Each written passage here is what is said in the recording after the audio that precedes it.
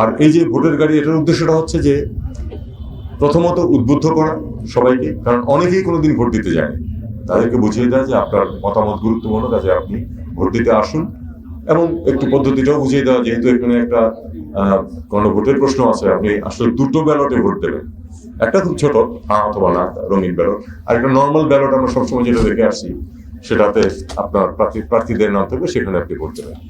এবং দুটা দিক শুধু সিল দেওয়ার ব্যাপার, কাজে এটা খুব কঠিন কিছু না, কিন্তু তবু উদ্বুদ্ধ করা এবং বুঝিয়ে দেয়া যে দুটো আলাদা কাগজে আপনাকে সিল দিতে হবে। আমরা চাই বিপুল সংখ্যক অবজারভার থাকুক, যাতে করে নির্বাচনের সময়ও যেন কেউ কোনো গন্ডগোল করার সুযোগ না পায়। এছাড়াও আপনারা জানেন যে বডি ক্যামের ব্যবস্থা করা হচ্ছে অনেক বাইরে অন্তত দেখার জন্য, যাতে করে কেউ কোনো গন্ডগোল করতে যদি কেউ চেষ্টা করেও তাকে যেন অবিলম্বে ধরা যায়। আরেকটি কথাও নির্বাচন কমিশন বলেছে ইতিমধ্যে, আমার দায়িত্ব না সেটা বলা, কিন্তু তাদের কথাটা আমি বলি, সেটা হলো যে তারা যদি কোনোখানে সমস্যা দেখে সেখানে কিন্তু নির্বাচন তারা স্থগিত করবে। নির্ধারণ করুন। পররাষ্ট্র উপদেষ্টা মহোদয় আমাদের মাঝে এসে উপস্থিত হয়েছেন। আমি ভোলা জেলার সেই জন্য শেখ হাসিনার টিকে রাখার জন্য যা যা করা